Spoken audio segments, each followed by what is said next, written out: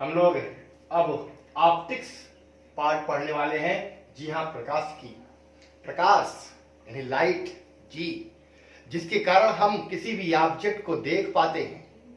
जी अगर लाइट ना होती तो क्या हम किसी को देख पाते? नहीं। तो हम उस रेस के बारे में एनालिसिस करने वाले हैं आज। उस रेस की प्रॉपर्टी को हम लोग पढ़ने वाले हैं अब, जिसके कारण देखना यानी विजिबिलिटी पॉसिबल होती है। जी हाँ, तो ऑप्टिक्स पार्ट में हम लोग यही पढ़ने वाले हैं। अब बात करें इसके नेचर की, तो इसका जो नेचर है वो ये आपका, जी आप क्या कहोगे ऑप्टिक्स को कि क्या ये एक एनर्जी है? लाइट क्या एनर्जी? नहीं। क्या है ये? इलेक्ट्रोमैग्नेटिक वेव है। कौन सा वेव है? Electromagnetic wave. जी इलेक्ट्रोमैग्नेटिक वेव कैसे जनरेट होता है? जी ये इलेक्ट्रिक और मैग्नेट्स पढ़ने के बाद पूरा एक चैप्टर इलेक्ट्रोमैग्नेटिक वेव का पढ़ा जाता है। तो यहां पर मैं आपको थोड़ा सा बता दूं कि अगर कोई भी एक्सेलरेटेड चार्ज पार्टिकल है, जी हां, चार्ज पार्टिकल हो और वो भी एक्सेलरेटेड हो, त्वरित हो, तो वो इलेक्ट्रिक फील्ड, वेरिएशन वाला इलेक्ट्रिक फील्ड भी जनरेट करेगा और वेरिएशन वाला मैग्नेटिक फील्ड भी, जो दोनों एक दूसरे के परपेंडिकुलर होते हैं। और फिर इनके परपेंडिकुलर डायरेक्शन में क्या होती है? एनर्जी प्रोपेगेट होती है, और उसको बोलते क्या है? Electromagnetic wave. जी हाँ, इलेक्ट्रोमैग्नेटिक वेव है कौन? ऑप्टिक्स हमारा। जी, और इसकी स्पीड कितनी होती है? तो इसकी स्पीड यानी इसकी चाल की बात करें तो ये होती है 1 अपान जी इन एयर या vacuum mu naught epsilon naught. जी हाँ, अब कहेंगे ये क्या है? तो जब इलेक्ट्रिक फील्ड के वेरिएशन और मैग्नेटिक फील्ड दोनों के वेरिएशन के कारण ये जनरेट हो रहा है, तो जो इसकी स्पीड है वह इलेक्ट्रिक फील्ड की परमिटिविटी और मैग्नेटिक फील्ड की परमिटिविटी दोनों पर डिपेंड करता है। जी हाँ, वैद्युतशीलता जो होती है किसकी? निर्वात की या फ्री स्पेस की, और ये क्या है? चुंबकशीलता है। तो ये फ्री स्पेस में स्पीड हो गई, और ये फ्री स्पेस में स्पीड कितनी हो जाती है? 3 into approx 3 into 10 power 8 metre पर सेकेंड। लेकिन जब आप किसी मीडियम में जाते हो तो मीडियम में स्पेस की स्पीड घटती है, और वहां पे कितनी हो जाती है? ये कह लूं मीडियम की जी चुंबकशीलता और ये मीडियम की वैद्युतशीलता। जी हाँ, अब ये देखा जाए तो ये आपका कह सकते हैं क्या हो जाएगा? तो ये आपका चुंबकशीलता जो होती है वायु निर्वात की चुंबकशीलता और फिर सापेक्ष चुंबकशीलता। जी हाँ, मैं परमिटिविटी किसकी? एयर या वैक्यूम या फ्री स्पेस की, और ये रिलेटिव परमिटिविटी ये इसके इक्वल हो गई। और यहां पर अगर देखो तो ये हो जाती है किसके इक्वल? एप्सिलॉन नॉट जी फ्री स्पेस की वैद्युतशीलता परमिटिविटी, और ये आपको गई रिलेटिव परमिटिविटी, जिसको डाइलेक्ट्रिक कांस्टेंट भी बोलते हैं। तो यहां से अगर हम लोग कह लें तो ये मिल गया 1 upon root mu naught epsilon naught, और इंटू ये आप देखो तो ये हो गया root mu R into epsilon R. यही तो आया है कि नहीं है? तो यहां पे कह सकते हैं क्या कि ये वाली वैल्यू तो क्या है? ये आपके c के इक्वल है। जी हाँ, तो किसी मीडियम में जो स्पीड होती है वो कितनी आती है? c इंटू ये यानी root mu R into epsilon R. ये सब किसी भी रिलेटिव परमिटिविटी है किसी मीडियम और फ्री स्पेस के रिस्पेक्ट में जो आती है। ये क्या है? ये आपकी परमिटिविटी है। जी हाँ, वैद्युतशीलता, और ये क्या है? चुंबकशीलता। अब यहां पर देखा जाए इसको हम लोग लिख लेते हैं n, और n क्या है? जी रिफ्रैक्टिव इंडेक्स किसका? जिस मीडियम में आप स्पीड निकालना चाह रहे हो उसका। और फ्री स्पेस में स्पीड कितनी होती है? 3 इंटू 10 पावर 8, और ये अपान n। ओके, ये आपका हो गया। यानी लाइट क्या है या जिसके बारे में हम एनालिसिस करने वाले, जिससे विजिबिलिटी पॉसिबल होती है, उसके अबाउट पढ़ने वाले, वो क्या है? इलेक्ट्रोमैग्नेटिक वेव है। जी हाँ जी, इलेक्ट्रोमैग्नेटिक वेव है, विद्युत चुंबकीय तरंग है। और विद्युत चुंबकीय तरंग कैसे उत्पन्न होता है? तो जाहिर सी बात है इलेक्ट्रिक फील्ड और मैग्नेटिक फील्ड के वेरिएशन से आता है। जी हाँ, इसलिए इसकी जो स्पीड होती है इलेक्ट्रिक फील्ड की जो वैद्युतशीलता है और मैग्नेटिक फील्ड की जो चुंबकशीलता, दोनों पर डिपेंड करती है जी, और सी इक्वल यानी स्पीड ऑफ लाइट, प्रकाश की जो चाल होती है वो आपका कितना हो जाता है, तो कह सकते हैं क्या कि 1/√μ0 इंटू एप्सिलॉन नॉट। इसकी वैल्यू कितनी होती है, जी हाँ 8.85 10⁻12 और इसकी 4 × 10⁻7। इन दोनों को जब सॉल्व किया जाता है तो सॉल्व होकर कितना जाता है, 3 × 10⁸ मीटर पर सेकेंड। ये फ्री स्पेस में है, जी हाँ इन फ्री स्पेस या वैक्यूम कह लें जी, फ्री स्पेस जहां कोई मीडियम नहीं है। एयर में भी थोड़ा सा कम होता है, बहुत कम डिफरेंस होता है, इस नाते एयर में भी इतना ही ले लेते हैं। ये हम कह लें फ्री स्पेस यानी कि वैक्यूम। ओके, अब मीडियम में कितना होगा, तो जो यहां फ्री स्पेस में रखा गया है तो ये फ्री स्पेस की चुंबकशीलता है, ये मीडियम की चुंबकशीलता रख लिया। फ्री स्पेस की वैल्यूशीलता है, मीडियम की वैल्यूशीलता रख लिया। और ये आपको मैंने पढ़ाया था इलेक्ट्रिक में कि ये या नहीं जानते हो तो कोई बात नहीं, समझ लें कि ये आपका वैक्यूम में वैल्यूशीलता गुणे रिलेटिव वैल्यूशीलता हो गई। और इस तरह से चुंबकशीलता भी फ्री स्पेस की चुंबकशीलता गुणे रिलेटिव, इतना अलग कर लेते हैं, ये अलग कर लेते हैं। और यही देखो क्या है, फ्री स्पेस में स्पीड है किसकी, लाइट की, तो ये आ गया। और इसको हम लोग क्या लिखते हैं, एन। और एन क्या है, जी हाँ जहां एन है रिफ्रैक्टिव इंडेक्स ऑफ मीडियम, जी रिफ्रैक्टिव इंडेक्स, रिफ्रैक्टिव इंडेक्स जिसको हिंदी में हम लोग क्या बोलते हैं, माध्यम का अपवर्तनांक। जी हाँ, अपवर्तनांक के बारे में हम लोगों को पढ़ना है, माध्यम का अपवर्तनांक। क्लियर है, तो ये आप समझ लीजिए। क्लियर हुआ इतना कि ऑप्टिक्स क्या है, जिस लाइट है और लाइट जिससे विजिबिलिटी पॉसिबल है उस वेव के बारे में हम पढ़ना, उसके नेचर्स के बारे में पढ़ना, उसकी प्रॉपर्टीज के बारे में पढ़ना है। तो वो क्या है, तो कह सकते हैं कि ये इलेक्ट्रोमैग्नेटिक वेव है। उसकी स्पीड कितनी है, तो ये फार्मूला, ये होती वैक्यूम में। और जब किसी मीडियम में जाओगे तो उसकी स्पीड घटती जाएगी, जितना ज्यादा उसका रिफ्रैक्टिव इंडेक्स होगा उतना ही कह सकते स्पीड की स्पीड क्या होगी, घटती जाएगी, घटती जाएगी। क्लियर है, ये बात समझ में आ रही है।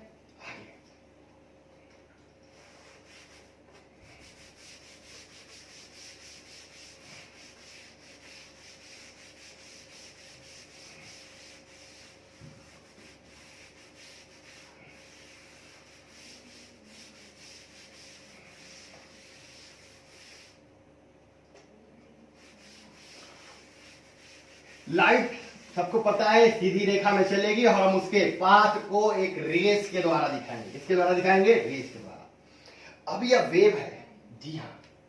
तो अगर हम बात करें कि जो लाइट है उसके स्पेक्ट्रम का वेवलेंथ क्या है, तो यहां पर देखें कि वेवलेंथ की बात करें तो वेवलेंथ यानी तरंग दैर्घ्य, तो मैं ये कह लूं कि इसकी जो तरंगदैर्घ्य होती है वह ऐसे तो अलग अलग बुक में अलग अलग थोड़ा सा कहीं कहीं कह सकते कि मार्जिन लिए हुए रहता है, लेकिन अप्रॉक्स हम लोग कह लें तो इसकी वेवलेंथ होती है 4000 एंगस्ट्रॉम से कितना, 7800 एंगस्ट्रॉम। जी हाँ, कहीं कहीं 4000 से 8000 भी लिखा रहेगा, 3800 से 7600 भी लिखा रहेगा। आप अप्रॉक्स ले लीजिए, क्या कर सकते हैं, ये वेवलेंथ की इसकी रेंज कितनी है, 4000 एंगस्ट्रॉम से 7800 एंगस्ट्रॉम। ये 4000 एंगस्ट्रॉम से 7800 एंगस्ट्रॉम के बीच इसकी क्या होगी, वेवलेंथ होगी। मीडियम बदलेंगे तो स्पीड बदल जाएगी, तो वेवलेंथ भी क्या होगी, बदल जाएगी, लेकिन फ्रीक्वेंसी में कोई चेंजिंग नहीं आएगी। क्लियर, ये कौन सी है, ये विजुअल लाइट है जिनके कारण विजिबिलिटी पॉसिबल होती है। अगर हम अरेंज करते हैं वेव को, इलेक्ट्रोमैग्नेटिक वेव को अरेंज करते हैं, तो यहां पर देखा जाए कि इलेक्ट्रोमैग्नेटिक वेव अगर यहां पे बात करें तो यह सबसे जो छोटा वेवलेंथ वाला होता है वो आपका आ जाता है कौन सा, जी एक्स रेज। सबसे छोटा वेवलेंथ वाला कौन सा जाएगा, एक्स रेज। एक्स रेज के बाद क्या आ जाएगा, जी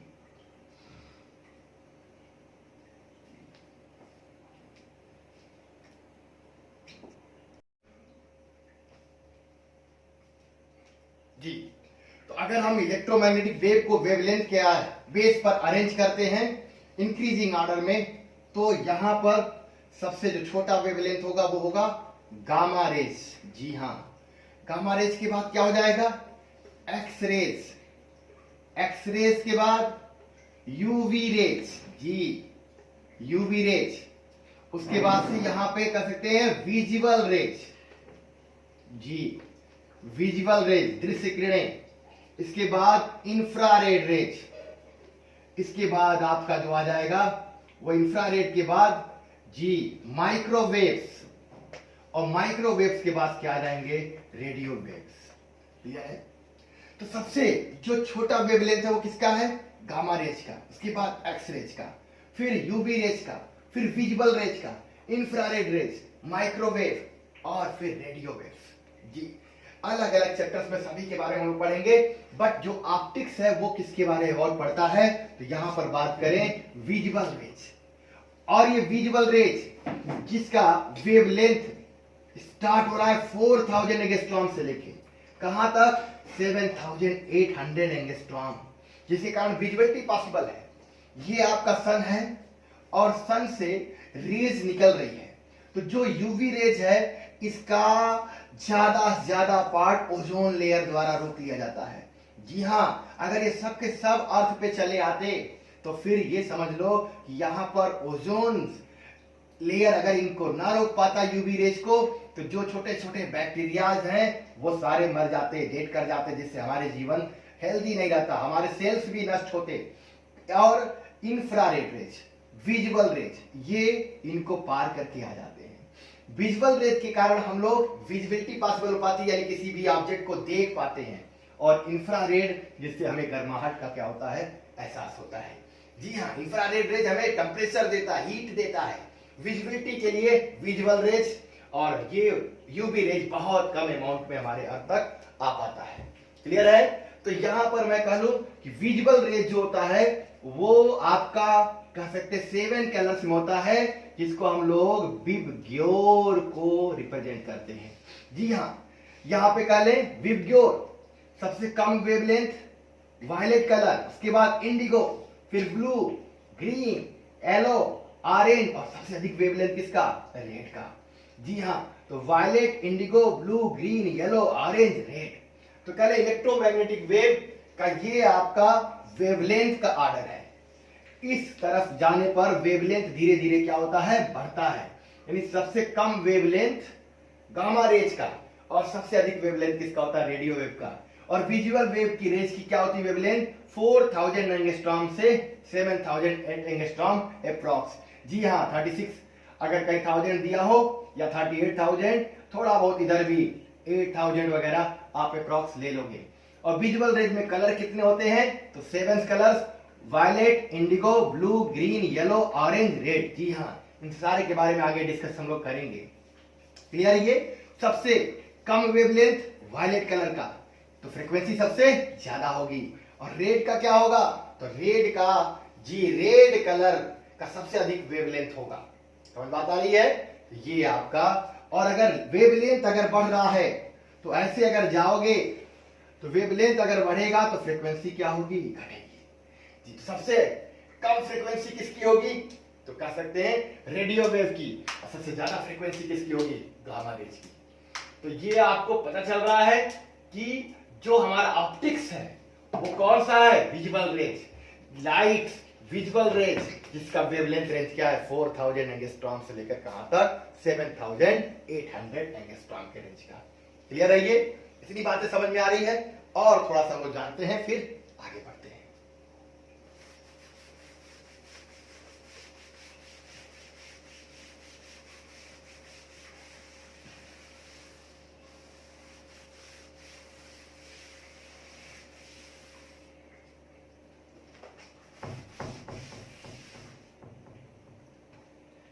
जी, ऑप्टिक्स, तो ऑप्टिक्स इलेक्ट्रोमैग्नेटिक वेव है, स्पीड इसकी वैक्यूम में कितनी होती है ये पता चला, मीडियम में जाने की स्पीड घट जाएगी, रिफ्रैक्टिव इंडेक्स पे डिपेंड करेगा उसके मीडियम के, और वेवलेंथ का ऑर्डर क्या है ये पता चला, सीधी लाइन में तो चलता ही है। अब हम देखें तो ऑप्टिक्स की जो प्रॉपर्टी है उसको दो पार्ट में पढ़ते हैं। जी, ऑप्टिक्स की प्रॉपर्टी को दो पार्ट में पढ़ते हैं। एक पार्ट को हम लोग पढ़ते हैं ज्योमेट्रिकल ऑप्टिक्स में जी, ज्योमेट्रिकल ऑप्टिक्स में पढ़ते हैं, ज्यामितीय प्रकाशिकी पढ़ते हैं। और एक पार्ट को हम लोग पढ़ते हैं वेव ऑप्टिक्स में। अब आप सोचोगे ये क्या है, ये क्यों डिफरेंस है? ज्योमेट्रिकल ऑप्टिक्स और वेव ऑप्टिक्स।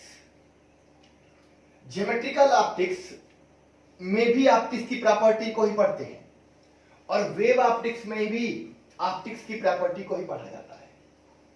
लेकिन अगर जो ऑब्जेक्ट है वो उसकी जो वेवलेंथ है, ये मैं कह लूं कि वेवलेंथ जी, तरंग दैर्घ्य जिसको बोलते हैं, ऑफ ऑब्जेक्ट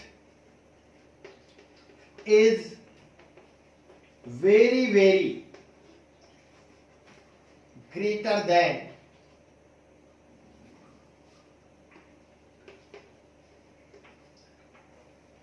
लाइट वेव या ऑप्टिक्स वेव। जी, जिस ऑब्जेक्ट पे इंसिडेंट हो रही है या जिस ऑब्जेक्ट के थ्रू प्रॉपर्टी हमें एक्सप्लेन करनी है, उसकी वेवलेंथ अगर बहुत ज्यादा है तो हम लोग किसमें पढ़ने वाले हैं? उस प्रॉपर्टी को, ज्योमेट्रिकल ऑप्टिक्स में। लेकिन यहां पे बात कर लें कि wavelength of object is very very small, या स्मॉल ना कह लें, इज कंपेरेबल टू ऑप्टिक्स जी। अगर जिस ऑब्जेक्ट के थ्रू प्रॉपर्टी पढ़नी है उस ऑब्जेक्ट का वेवलेंथ बहुत ज्यादा है, क्योंकि लाइट का वेवलेंथ आप लोग जानेंगे क्या होता है, इसके रेंज में आएगा। अब जिस ऑब्जेक्ट पे लाइट को इंसिडेंट करा रहे हैं या जहां से हम इसी प्रॉपर्टी को एक्सप्लेन कर रहे हैं, वो अगर इससे बहुत बड़ा हो गया, जी हां, तब तो हम किसमें पढ़ेंगे? ज्योमेट्रिकल ऑप्टिक्स में। लेकिन अगर वो ऑब्जेक्ट इसके रेंज में रहा तो, इसी कंपेरेबल रहा तो किसमें पढ़ेंगे? वेव ऑप्टिक्स में। बात समझ आ रही है? जी हां। और ज्योमेट्रिकल ऑप्टिक्स में हम लोग क्या करेंगे? जो भी प्रॉपर्टी को एक्सप्लेन करना होगा वो सब ज्योमेट्री के द्वारा करेंगे। किसके द्वारा करेंगे? ज्योमेट्री के द्वारा करेंगे। ज्योमेट्रिकल ऑप्टिक्स को हम लोग रे ऑप्टिक्स भी कह सकते हैं जी। तो रे ऑप्टिक्स, रे ऑप्टिक्स जी हां, अगर जिस ऑब्जेक्ट पे इंसिडेंट कराया उसकी वेवलेंथ बहुत ज्यादा है, जैसे सरफेस पे गिरा दिया, सरफेस बहुत बड़ा होगा और इसकी वेवलेंथ ये है, पूरे सरफेस के द्वारा एक्सप्लेन करना है। अगर मैंने मिरर पे गिरा दिया और मिरर की लेंथ मान लो 5 सेंटीमीटर है, जी हां, तो 5 सेंटीमीटर या मैंने कह दिया 0.1 सेंटीमीटर जी, तो भी ये बहुत ज्यादा बड़ी लेंथ है। आपको कम लग रही है लेकिन इसके कंपेयर में बहुत बड़ी लेंथ है। अतः ये सब कहां पढ़ेंगे? ज्योमेट्रिकल ऑप्टिक्स में। लेकिन अगर ये इस रेंज में अगर आ जाता, अगर इसकी साइज इस रेंज में अगर आ जाए जी, अगर इस रेंज में अगर आ जाए तो हम किस में पढ़ेंगे? वेव ऑप्टिक्स में। क्लियर हो रही है? और ज्योमेट्रिकल ऑप्टिक्स में जो प्रॉपर्टी हमें एक्सप्लेन करनी होती है वो समझेंगे। ज्योमेट्रिकल ऑप्टिक्स में हम लोग जो प्रॉपर्टी एक्सप्लेन करेंगे वो रिफ्लेक्शन, जिसको परावर्तन बोलते हैं। दूसरा रिफ्रैक्शन, जिसको हम लोग अपवर्तन कहते हैं, ये भी पढ़ेंगे। जी हाँ, इसके एप्लीकेशन लेंस, मिरर और प्रिज्म वगैरह सब पे पढ़ेंगे। और फिर ये इसी दोनों पर काम करता है हमारा ऑप्टिकल इंस्ट्रूमेंट जी, ऑप्टिकल इंस्ट्रूमेंट, प्रकाशिक यंत्र, इसको भी हम लोग पढ़ेंगे। रिफ्लेक्शन में मिरर्स आ जाएंगे और रिफ्रैक्शन में लेंस और प्रिज्म आ जाएगा। और ऑप्टिकल इंस्ट्रूमेंट उन दोनों से मिलकर बना हो सकता है। जी हाँ, ये कहां पढ़ेंगे हम लोग? जितने भी इसके फार्मूले डेरिवेट करने होंगे, इससे संबंधित जो भी चीजें पढ़नी होगी वो सब कहां पढ़ेंगे? ज्योमेट्रिकल ऑप्टिक्स में। और ज्योमेट्रिकल ऑप्टिक्स आपके 10th में भी है जी, कंप्लीट जितना 10th में है उतना ही 12th में भी है। थोड़ा सा न्यूमेरिकल का स्टैंडर्ड बढ़ता है, लेकिन 10th में अगर एनटीएससी के क्वेश्चन को लगाना चाहते हैं तो फिर आपको 12th के पूरे पूरे कंडीशंस पढ़ने होंगे।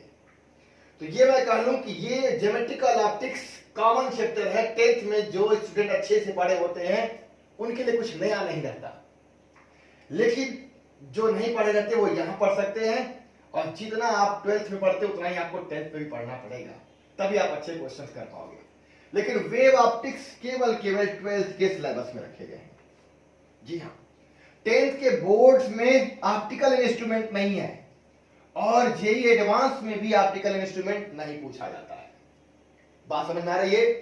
तो ऑप्टिकल इंस्ट्रूमेंट के बारे में हम लोग पढ़ेंगे जी, एकदम पढ़ेंगे, क्योंकि मैंने कहा ना कि जब पढ़ रहे हम लोग एक टॉपिक को क्लियर करते चलेंगे, और इजी है, पहले 10th के बोर्ड में आता था, इधर 1-2 सालों से हटाया गया है। बात समझ में आ रही है? तो कठिन चीज नहीं, इसको भी हम लोग खत्म करेंगे। तो पहले क्या पढ़ने वाले हम लोग हैं? ज्योमेट्रिकल ऑप्टिक्स, और ज्योमेट्रिकल ऑप्टिक्स में किसको पढ़ने वाले हैं? रिफ्लेक्शन को। क्लियर है? उसके बाद फिर हम लोग किसको पढ़ेंगे? वेव ऑप्टिक्स को। और वेव ऑप्टिक्स में आपको बता दूं थोड़ा सा यहां पे कि हम लोग यहां पढ़ते हैं जी, पहली बात इंटरफेरेंस जी, इंटरफेरेंस यानी व्यतिकरण। इंटरफेरेंस की भी घटना आपको व्यवहारिक जीवन में देखने को मिलेगी। व्यतिकरण, यंग डबल स्लिट एक्सपेरिमेंट, इसमें भी पढ़ा जाएगा। कहीं भी जब बारिश वगैरह होती है या कहीं पानी में ऑयल गिर जाता है तो कलरफुल फिल्म बनता है, वो भी एक इंटरफेरेंस की घटना है। और इसमें हम लोग पढ़ेंगे डिफ्रैक्शन जी, डिफ्रैक्शन, विवर्तन जिसको बोलते हैं, ये व्यतिकरण और ये विवर्तन। और लाइट की एक और इंसिडेंट है जिसको बोलते क्या है? पोलराइजेशन। जी हाँ, ये थोड़ा सा पार्ट जो होता है ये वेव की तरह होता है जी। जैसे हम लोग साउंड वेव पढ़ते हैं, साउंड वेव में कुछ घटनाएं ऐसी पढ़ते हैं, वैसे इसमें भी पढ़ते हैं। लेकिन पहले किसको हम लोग पढ़ने वाले हैं? ज्योमेट्रिकल ऑप्टिक्स को। ज्योमेट्रिकल ऑप्टिक्स को समाप्त करने के बाद ही फिर वेव ऑप्टिक्स पे जाएंगे। और 10th के साथ साथ ये 12th के स्टूडेंट दोनों के लिए क्या होता है? जी हाँ, दोनों स्टूडेंट के लिए बहुत ही इंपॉर्टेंट पार्ट है। जी हाँ, और सिलेबस एकदम सेम टू सेम। जी हाँ, थोड़ा सा डिफरेंस स्टैंडर्ड का है, लेकिन अगर स्टैंडर्ड नहीं पढ़ेंगे तो मुझे लगता है कि 10th के एनटीएससी के क्वेश्चन फिर नहीं लगेंगे। तो आगे आते हैं, हम लोग स्टार्ट करते हैं ज्योमेट्रिकल ऑप्टिक्स। और ज्योमेट्रिकल ऑप्टिक्स में पहले क्या? रिफ्लेक्शन।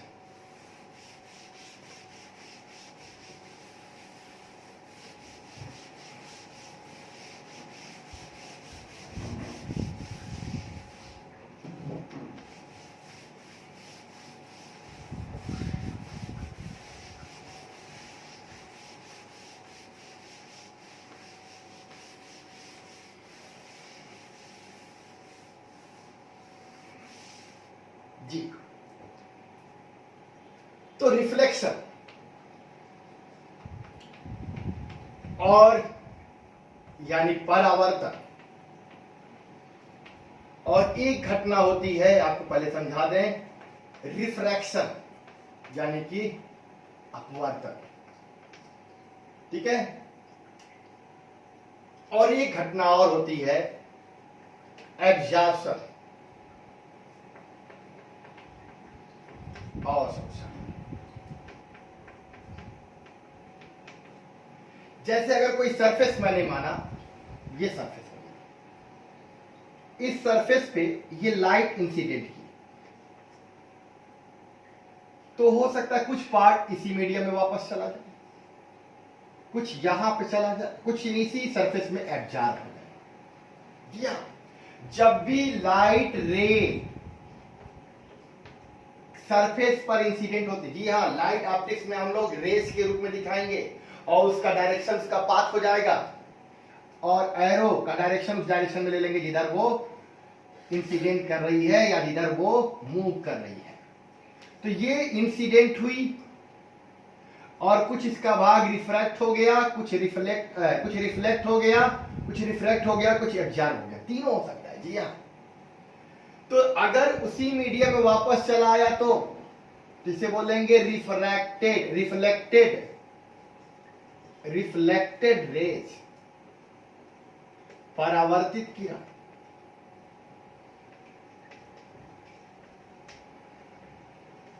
जो दूसरे मीडियम में चला आया उसे बोलेंगे रिफ्रैक्टेड रेज, अपवर्तित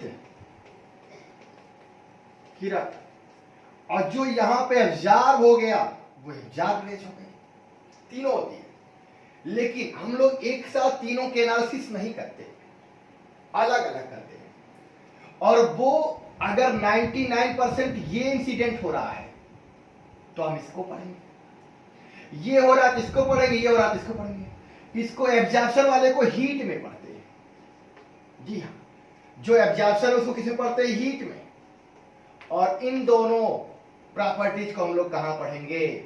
जी, ऑप्टिक्स में। और कौन ऑप्टिक्स? ज्योमेट्रिकल ऑप्टिक्स में। तो अगर ये इंसिडेंट ज्यादा हुआ तो हम लोग किसमें पढ़ेंगे? रिफ्लेक्शन में। और ये ज्यादा हुआ तो किसमें पढ़ेंगे? जी, रिफ्रैक्शन में पढ़ेंगे। क्लियर? ये तो ये आपका इंसिडेंट रेज है, आपतित किरण जिसको बोलते हैं। जी, आपतित किरण। और उसी मीडियम में वापस आ गया तो परावर्तित किरण। दूसरे मीडियम में चला गया तो क्या हो गया? अपवर्तित किरण। और ये आपका मीडियम फर्स्ट, और ये आपका मीडियम क्या है? सेकेंड। जी हाँ, मीडियम बदलने पर रिफ्रैक्टिव इंडेक्स बदल जाता है। इसका मान लें अपवर्तनांक n1, इसका क्या है? n2 है। तो अगर यहां पर जो ये रेज आई है, इसकी स्पीड में मान लूं v1 है और वेवलेंथ λ1 और फ्रीक्वेंसी क्या है? f1। तो जो ये रेज जा रही है ना, उसी मीडियम में जो वापस जा रही है, इसकी स्पीड भी क्या होगी? v1 होगी।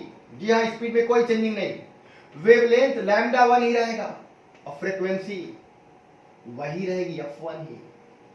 जी हाँ, यानी जब रेज रिफ्लेक्ट होती है, ये रेज आई और यहां पे टकराई सरफेस से, रिफ्लेक्ट हुई, तो जो रिफ्लेक्टेड रेज है, इस सरफेस बहुत बड़ा है जिसके वेवलेंथ के कंपेयर में, तभी तो पढ़ रहे हैं हम लोग ज्योमेट्रिकल ऑप्टिक्स में। लेकिन उसी मीडियम में जो रेज वापस गई, उसकी स्पीड में कोई चेंजिंग नहीं हुई, उसके वेवलेंथ में कोई चेंजिंग नहीं हुई, उसके फ्रीक्वेंसी में कोई चेंजिंग नहीं हुई। लेकिन जो दूसरे मीडियम में जा रही है, इसकी स्पीड v2 हो गई, वेवलेंथ λ2, बट फ्रीक्वेंसी में कोई चेंजिंग नहीं, वो f1 ही रही। यानी क्या बात समझ में आ रही है कि जब रेज, ऑप्टिक्स रेज सरफेस से टकराकर उसी मीडियम में वापस आ जाएगी, यानी क्या होगा? रिफ्लेक्शन, परावर्तन, तो स्पीड, वेवलेंथ में कोई चेंजिंग नहीं होगी। और जब लेकिन दूसरे मीडियम में जाएगा तो स्पीड, वेवलेंथ क्या होगी? चेंज हो जाएगी, बट फ्रीक्वेंसी में कोई चेंजिंग नहीं आएगी। यानी फ्रीक्वेंसी ना तो रिफ्लेक्शन में चेंज होता है, ना ही रिफ्लेक्शन में, लेकिन रिफ्लेक्शन में स्पीड और वेवलेंथ दोनों क्या होते हैं? बदल जाते हैं। बढ़ेगा, घटेगा, वो डिपेंड करेगा मीडियम के रिफ्रैक्टिव इंडेक्स पर। जी हाँ, समझ आ रही है? तो जब सरफेस होगा तो सरफेस पर ये तीनों इंसिडेंट होंगे, लेकिन जो ज्यादा होगा उसी को पढ़ेंगे।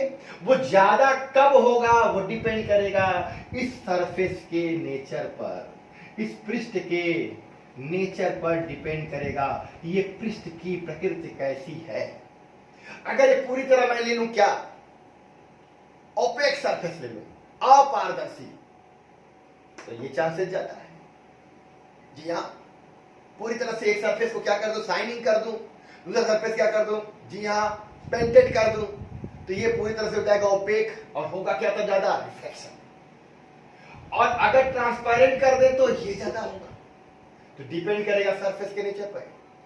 तो ये वाले के लिए अगर हमें रिफ्लेक्शन पढ़ना है तो सरफेस हमारा कैसा होना चाहिए? ओपेक होना चाहिए, अपारदर्शी होना चाहिए। एक सरफेस को शाइनिंग कर दो जिस पर रेज गिरने वाली है, और एक सरफेस को क्या कर दो? पेंटेड कर दो। अपने आप एब्जॉर्ब भी नहीं होगा, रिफ्रैक्ट भी नहीं होगा, केवल क्या होगा? रिफ्लेक्शन होगा। ये जूम, वाह गई, पास समझ आ रही है? ये आई और ये गई, और ये क्या करते हैं? ट्रांसपेरेंट, तो ये आई तो ये गई, दूसरे मीडियम एंटर कर जाएगी।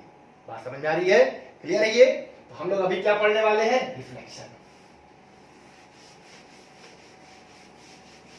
ये बातें तो समझ में आ गई कि रेज किसी सरफेस पे गिरेगी तो हमें तीनों इंसिडेंट एक साथ होंगे, लेकिन कौन ज्यादा होगा ये डिपेंड करेगा उस सरफेस के नेचर पर। जी हाँ, उस सरफेस के नेचर पर डिपेंड करेगा कि कौन ज्यादा होगा।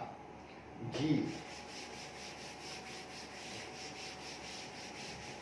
अब अगर हमें रिफ्लेक्शन पढ़ना है तो ये इंसिडेंट ज्यादा होना चाहिए। इसके लिए हमें सरफेस कैसा होना चाहिए? जी सरफेस होना चाहिए, ये सरफेस होना चाहिए पूरी तरह से ओपेक, जी हाँ, अपारदर्शी। इसके लिए क्या करते हैं, एक सरफेस थोड़ा सा शाइनिंग वाला और पीछे वाले पे क्या करते हैं, पेंटेड कर लेते हैं, जैसे मिरर वगैरह होते हैं। अब ये प्लेन ही हो, कोई जरूरी नहीं, किसी भी शेप में हो सकता है, लेकिन एक इसका जो तल है जिस पे रेज इंसिडेंट होने वाली वो शाइनिंग वाला हो और पीछे वाला जो पेंटेड हो। जी हाँ, तब क्या होगा, ज्यादा लगभग 99.9% क्या होगा, रिफ्लेक्शन।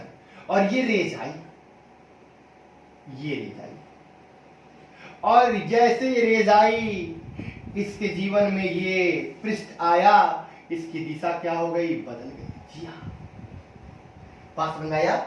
ये वाली रेज इसको बोलते हैं इंसिडेंट रेज। क्या बोलते हैं, जी हाँ, हिंदी में बोले तो आपतित किरण। और ये वाली रिफ्लेक्टेड रेज, रिफ्लेक्टेड रेज यानी परावर्तित किरण। और ये तो सरफेस ही है, अपारदर्शी पृष्ठ। क्लियर? अगर इस सरफेस पे नॉर्मल डालें तो चूंकि प्लेन है तो नॉर्मल तो ऐसे ही है, लाइन करेगा। जी, ये क्या हो गया, ये हो गया नॉर्मल, अभिलंब।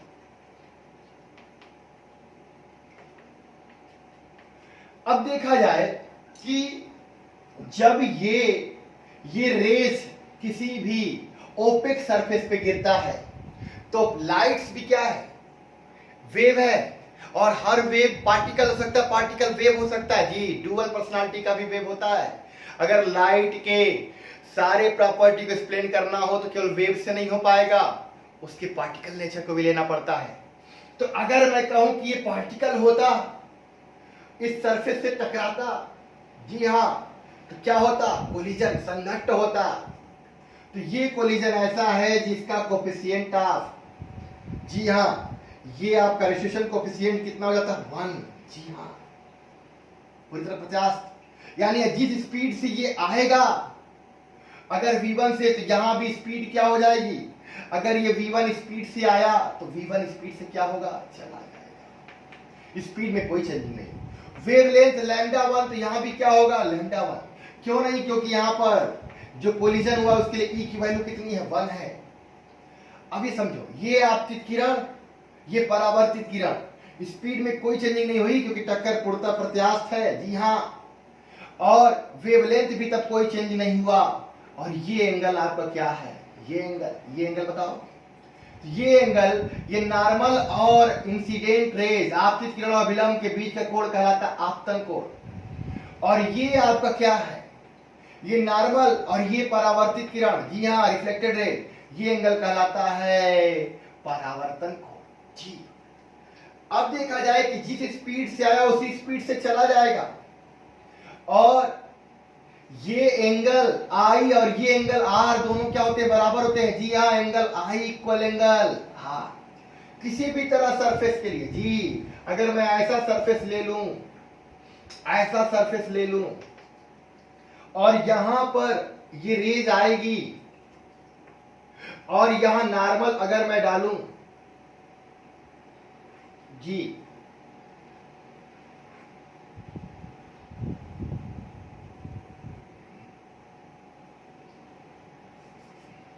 कोई भी तरह का सरफेस ले लूं, थोड़ा सा समझेंगे, ये सरफेस मैंने ले लिया, तो यहां पर अगर रेज ऐसे आई तो इसका नॉर्मल सेंटर से होकर जाएगा। जी हाँ, किसी भी सर्कुलर सरफेस का नॉर्मल सेंटर से होकर जाता है।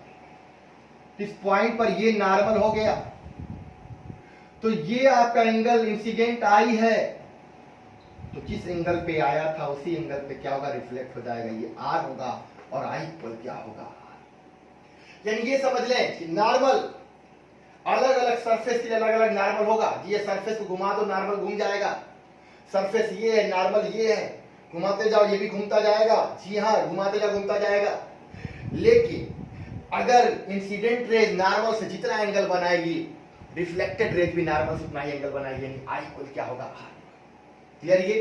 तो यहां पर देखो कि जब रिफ्लेक्शन होता है तो कोई प्रकाश किरण जब किसी अपारदर्शी पृष्ठ पर आपतित होती है, उसी मीडिया में वापस लौट जाती है। इस घटना को क्या बोलते हैं, रिफ्लेक्शन। जी हाँ, परावर्तन। इसमें ये वाली किरण आपतित और ये परावर्तित, ये इंसिडेंट, ये रिफ्लेक्टेड, और ये आपका इस पॉइंट पर खींचा गया नॉर्मल। आपतित यानी इंसिडेंट रेज और नॉर्मल के बीच जो एंगल है वो एंगल ऑफ इंसिडेंट बोला जाता है, आपतन कोण। और ये रिफ्लेक्टेड रेज और नॉर्मल के बीच वाला कोण एंगल ऑफ रिफ्लेक्शन बोला जाता है, परावर्तन कोण। और ये दोनों क्या होते हैं, इक्वल होते हैं। क्लियर ये बात समझ आ रही है। यहां पर सरफेस अगर सर्कुलर ले लिया गया तो नॉर्मल सेंटर से होकर जाएगा, ये रेज आई, ये आपतन कोण, तो ये क्या हो गई, परावर्तन। यहां भी आई इक्वल क्या होगा, आर होगा। जब भी रिफ्लेक्शन होगा, जी रेगुलर रिफ्लेक्शन अगर हो रहा है तो आई इक्वल क्या होगा, आर होगा। यहां पर अगर हम लोग लॉ ऑफ रिफ्लेक्शन अगर पढ़ें, परावर्तन के नियम,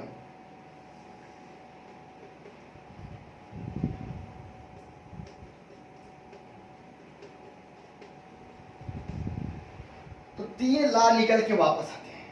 फर्स्ट क्या, पहला इसे बोलते हैं इंसिडेंट रेज, ये रिफ्लेक्टेड है और ये नॉर्मल। ये तीनों एक प्लेन में लाई करेंगे, समझेंगे मैं क्या कहना चाह रहा हूं। कि अगर ये मान लो इंसिडेंट रेज, ये रिफ्लेक्टेड रेज है, तो नॉर्मल जो होगा वो भी इसी प्लेन में होगा। जी हाँ, ऐसे होगा, समझेंगे। ऐसे नहीं नॉर्मल होगा, नॉर्मल भी इसी प्लेन में होगा। यानी मैं कह लूं इस प्लेन में ये इंसिडेंट रेज, ये अगर रिफ्लेक्टेड रेज, तो नॉर्मल भी इसी प्लेन में होगा, बोर्ड में ही होगा, ऐसे नॉर्मल नहीं होगा। जी हाँ, तो पहला क्या है, आपतित किरण यानी इंसिडेंट रेज। दूसरा रिफ्लेक्टेड रेज यानी परावर्तित किरण। और तीसरा नॉर्मल। ये सब के सब इन ओनली वन सरफेस। जी हाँ, सब के सब एक ही पृष्ठ में लाई करते हैं, रहते हैं। ये तो पहला इंसिडेंट रेज यानी आपतित किरण, रिफ्लेक्टेड रेज यानी परावर्तित किरण, और नॉर्मल यानी अभिलंब, तीनों एक ही प्लेन में रहते हैं, लाई करते हैं। जी हाँ। और दूसरा angle of incident, angle of incident is just equal to angle of reflection. जी हां, आपतन कोण, एंगल ऑफ इंसिडेंट यानी आपतन कोण, और एंगल ऑफ रिफ्लेक्शन यानी कौन, परावर्तन कोण। सब के सब क्या होते बराबर, यानी आई इक्वल क्या, ये दूसरा ला। पहला कि आपतित किरण, परावर्तित किरण और अभिलंब तीनों एक ही प्लेन में लाई करेंगे, और ये आपतन कोण और परावर्तन कोण दोनों क्या होंगे, बराबर होंगे। हर रेगुलर रिफ्लेक्शन में ये ला फॉलो करेगा। और तीसरा मैं क्या बता दूं, ये तीसरा ये ला है कि अगर मैं इसको कह रहा हूं इंसिडेंट रेज, तो ये आपका रिफ्लेक्टेड है। अगर यहां से मैं इसको इंसिडेंट कर लेता, ये इंसिडेंट हो जाता, तो ये रिफ्लेक्टेड होता, तब भी ये एंगल आई, तब ये एंगल आर हो जाता, तब भी इक्वल होते। ये v1 स्पीड से, तो ये v1 स्पीड से रहता, सब बाकी लॉ फॉलो करते। यानी ये अगर इंसिडेंट रे है तो ये रिफ्लेक्टेड है, अगर ये इंसिडेंट हो जाए तो ये रिफ्लेक्टेड हो जाएगा, कोई और अंतर नहीं आने वाला। जी हाँ, तो यहां पे कह लें क्या कि इंसिडेंट रेज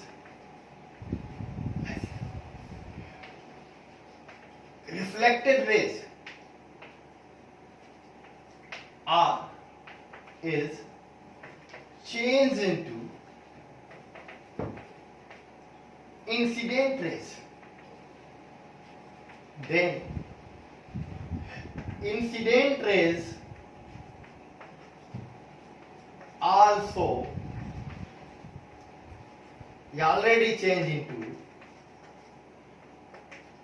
reflected rays. बात समझ आ रही है?